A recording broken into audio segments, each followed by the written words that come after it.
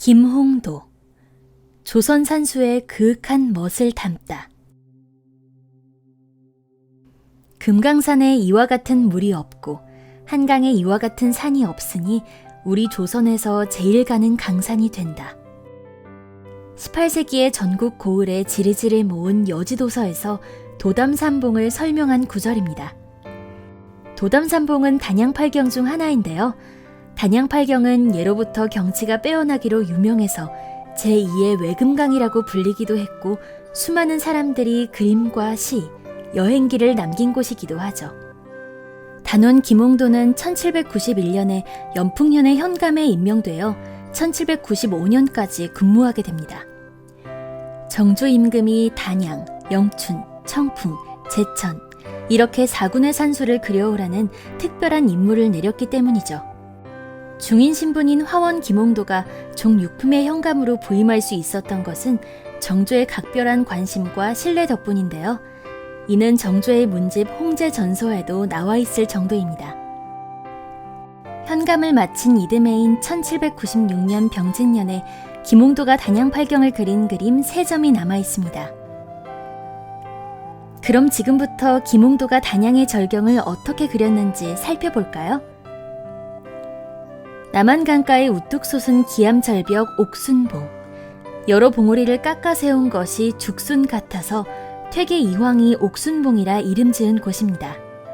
화강암봉의 표면에 나 있는 수직수평의 무수한 결을 단원 김홍도가 자신만의 선묘로 그려내고 있죠.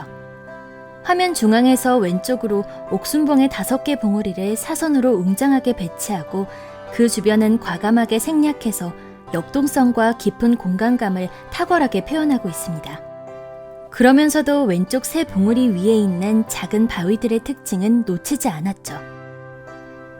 자연스러운 먹의 농담과 붓질의 강약 조절, 적절하게 배치된 소나무들, 안개 낀 강변이 작은 배에 앉아있는 2 선비까지 조선 산수의 그윽한 멋이 가득합니다. 괴이하다.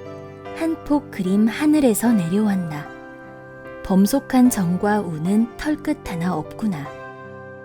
추사 김정희가 사이남을 읊은 식구입니다. 남조천을 따라 수직으로 칼로 베어낸 것 같은 화강 암벽이 병풍처럼 펼쳐져 있는데요. 시간이 만든 다채로운 색깔을 띤 바위의 단면들이 마치 책을 쌓아놓은 것처럼 보입니다. 화폭을 가득 채우고 있는 사이남은 시냇가의 약간 위편에서 엇비스듬히 바라본 것 같지만 실제로는 어느 각도에서도 이와 같은 절벽의 형태를 볼 수는 없답니다. 주제를 부각시키고 공간감을 확보하기 위해 과감하게 변형한 것이죠. 오른쪽 아랫부분은 여백으로 처리해 암벽의 위용을 살렸고 선묘의 농담과 굵기를 자유자재로 바꾸어가며 바위의 결을 섬세하게 표현해냈습니다. 이제 단양팔경의 아름다움이 절정을 이루는 도담산봉으로 가볼까요? 남한강이 물에 잘 녹는 석회암 지대 위를 흐르며 오랜 세월 동안 만들어낸 도담산봉. 한강의 아름다움은 도담에서 절정을 이룬다고 1894년부터 4차례나 조선을 방문했던 영국 왕립지리학회 소속의 이사벨라 버드 비숍이 감탄하기도 했던 것입니다. 이렇게 자연이 빚어낸 아름다운 풍광을 단원은 더 완벽한 회화적 구도로 그려냈습니다. 저 멀리 산 아래 아지랑이 같은 여백으로 산이 마치 하늘에 떠 있는 것 같이 보입니다. 그리고 산봉우리들을 아주 얇게 채색해서 그림 전체가 씻은 듯이 맑게 느껴지죠. 건너편 강기슭은 오른쪽으로 비스듬히 올라가며 시원하게 트이고 앞쪽 강폭은 뒤쪽보다 훨씬 넓게 표현했습니다. 전체적으로 높은 곳에서 바라본 것처럼 그렸지만 3개의 봉우리는 오히려 아래에서 위를 치켜다본 듯 보이죠? 그래서인지 휘돌아가는 강물 위로 곧게 솟아있는 산봉이 훨씬 돋보입니다. 이렇게 우리 산천의 온화한 맛을 빼어나게 담아낸 김홍도의 그림들은 일명 단원 절세보첩이라고도 불리는 병진년 화첩에 실려 있습니다. 단원 김홍도 하면 바로 풍속화를 떠올릴 만큼 풍속화의 대가로만 생각하기 쉬운데 그는 산수, 화조, 영모, 인물 등 모든 장르에서 탁월한 실력을 보인 천부적인 화가였습니다.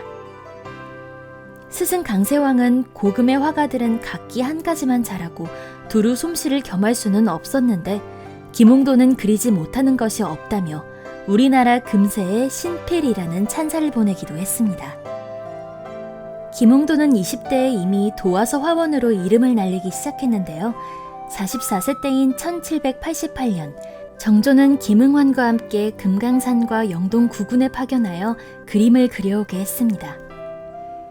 금강산에서 돌아온 김홍도가 정조에게 바친 그림들도 현재 전해지지 않지만 채색이 아름답고 우아하며 용필이 정교하다는 기록이 남아있습니다.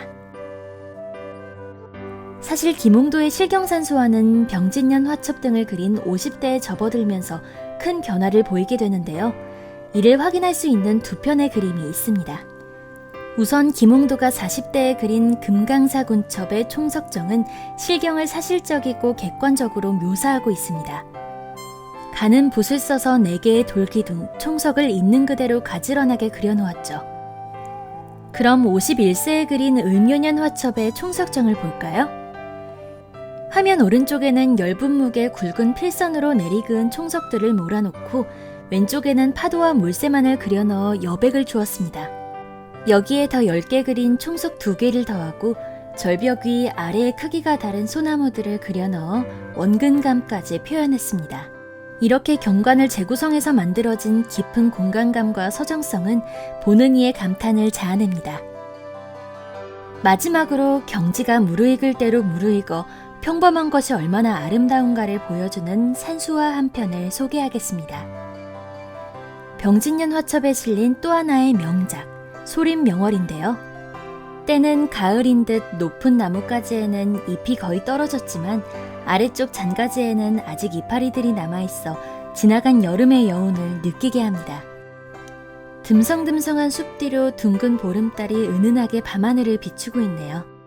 오른편 가에 서 있는 고든 나무 아래로는 작은 시내가 흐르는데 마치 졸졸졸 개울물 소리가 들리는 듯합니다. 김홍도는 깊은 여백, 탁월한 공간 구성, 능숙한 수묵법으로 우리 시골 어디에서나 볼 수 있는 흔하디 흔한 풍경을 한 폭의 시정 가득한 공간으로 그려냈습니다.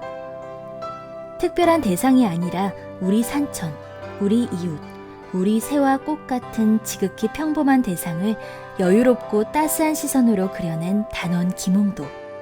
그가 있기에 오늘도 우리는 성근숲에 뜬 밝은 달을 보며 잔잔한 행복감에 젖어듭니다.